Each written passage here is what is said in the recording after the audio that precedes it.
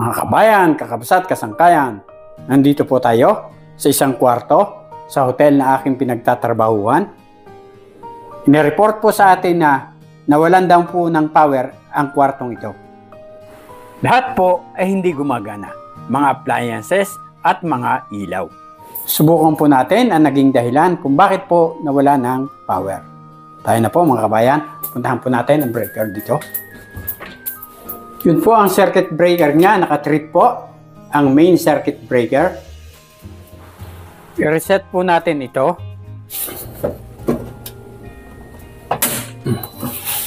Yan po, may power na. Yan po mga kabayan, nakauna po lahat ng ilaw.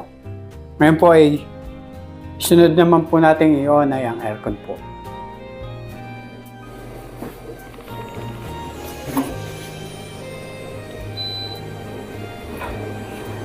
Yan po, naka-on na po. Yan, naka-on na po ang ating aircon. Sunod po natin i-on ay ang TV naman.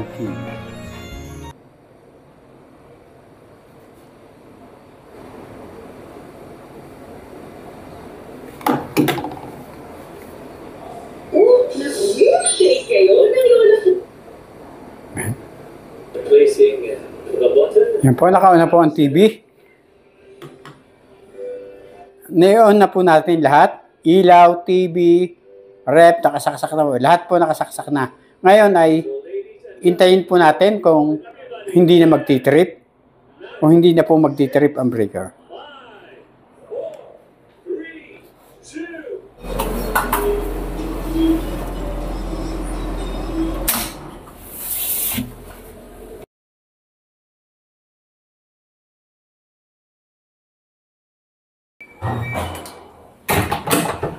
Nandito na naman po tayo mga kabayan.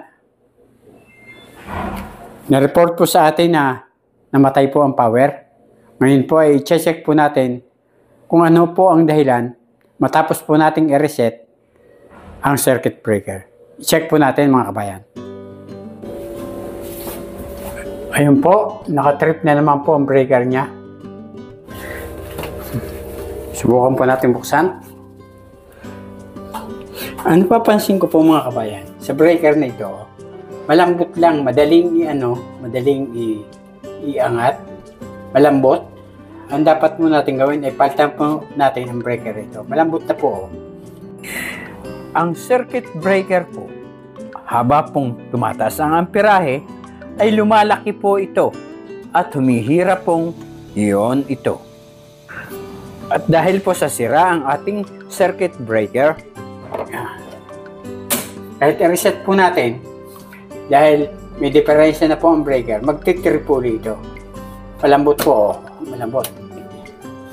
Ngayon po, ang gagawin po natin ay papalitan po natin ng circuit breaker. Tanggalin po natin ito.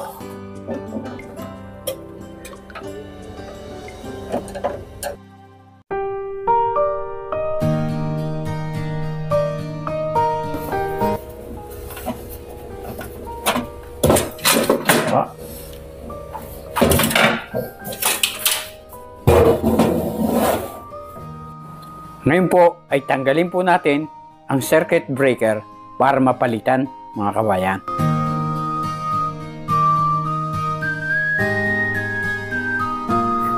Ito po mga kabayan, natanggal na po natin ang ating main circuit breaker. Ngayon po ay papalitan na po natin ng bago. Ngayon po mga kabayan ay ilagay na po natin ang wire ng ating bagong circuit breaker. Higpitan na po natin ang mga tornilyo. Yan po, nilagay na po natin ang ating bagong circuit breaker. Higpitan rin po natin ang ating mga branch circuit breaker.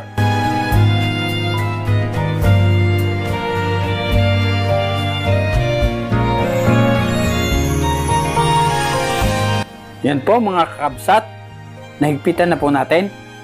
Ito po ang ating ground o neutral. Ang voltahe po natin dito sa Angeles ay 220 line to line. Kaya pagka po tinester natin dito, line 1 to ground or neutral, makakuha po kayo ng 110 volts.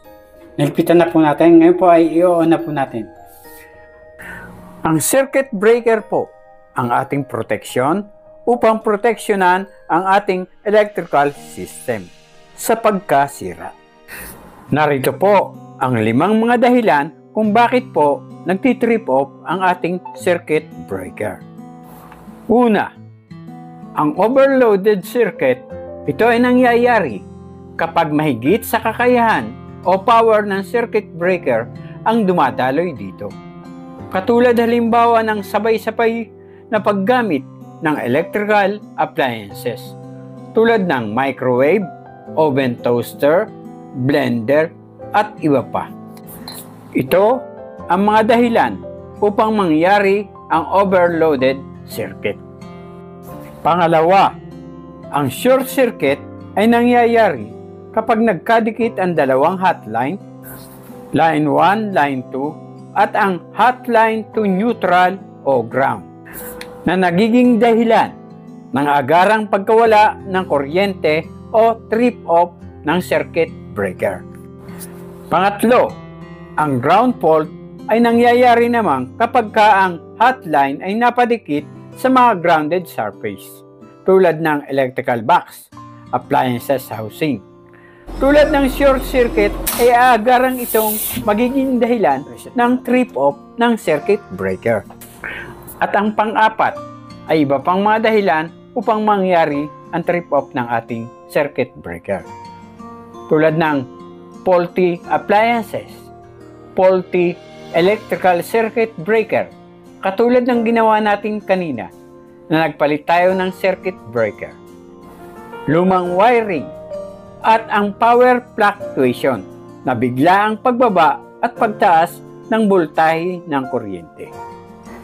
Yan po ang 4 na dahilan na alam ni Juan Masipag kung bakit nagtitrip off ang ating circuit breaker. Kung kayo po ay may iba pang alam na mga dahilan, ay mag-comment po kayo sa ating comment section upang madagdagan po ang kaalaman ni Juan Masipag na di tinatamad. Ang isa pong dahilan ng kung bakit nagtitrip ang isang breaker ay loose connection. Kaya po natin pinigpitan ang mga terminal po. Ngayon una po natin. Yan. May power na po. Ngayon po mga kasangkayan, ay ituturo ko sa inyo ang isang paraan kung paano i-check ang breaker. Yan po ang breaker ng outlet. Ngayon po ang gagawin nyo, bago nyo tawagin ng electrician, i-unplug ang lahat na nakasaksak sa outlet. Tapos yung i-unplug ay i-reset po nyo. Ayan, i-reset. I-reset nyo po. Pagka hindi po nag-trip, ang ibig sabihin po, isa sa mga appliances nyo ay grounded o shorted. Ito po. Ito natin. Ayan. Nakaw na po. Ayan. Tingnan po natin, hindi po nag-trip. Ibig sabihin po, isa po sa ating mga appliances ay shorted o grounded. Isaksak po natin ang supply ng TV at cable box. At yun po natin ang TV. Yun, nag-on ang TV. Yan po, ibig sabihin po, walang problema po ang ating TV. Ngayon, ang susunod po naman nating isasaksak ay ang tea kettle. Iyon po natin.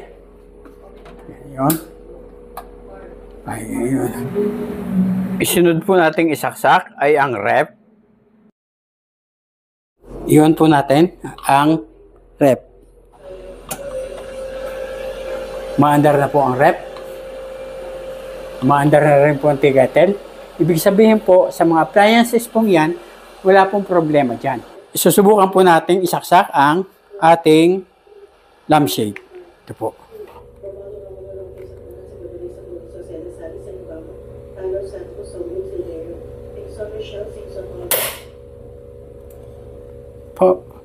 Ito po ang shorted mga kabayan. Ngayon po ay check po natin ang ating lampshade. Tingnan po natin ang plug ng ating lampshade. Wala po rito ang problema mga kabayan.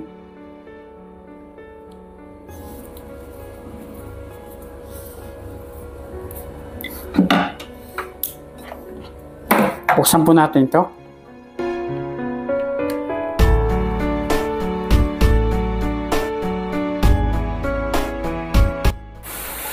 Nandito po ang problema sa switch ng ating lampshade. Shorted po. Ayusin na po natin mga kabayan.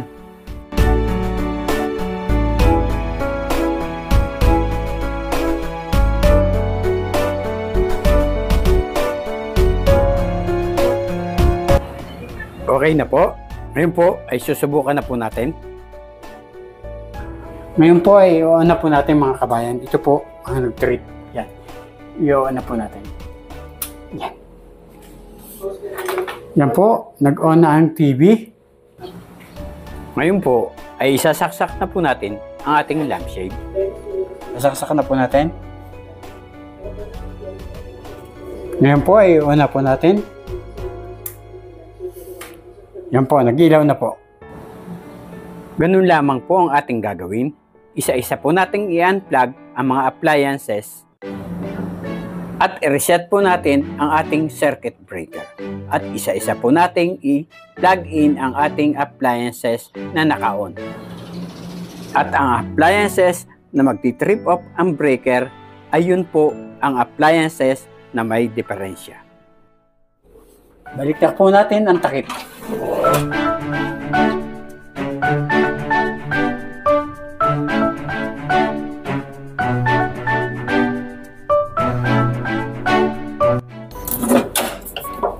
Okay na po ang ating problema. Sana po ay may natutunan na naman po kayo tungkol sa electrical mula sa inyong abang lingkod na si Juan Masipag na hindi tinatamad. Ngayon po ay hinihiling ko po sa inyo na mag-subscribe, pindutin ang notification bell,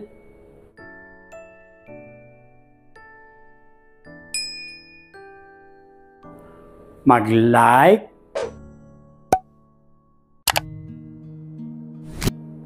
mag-comment, at i-share.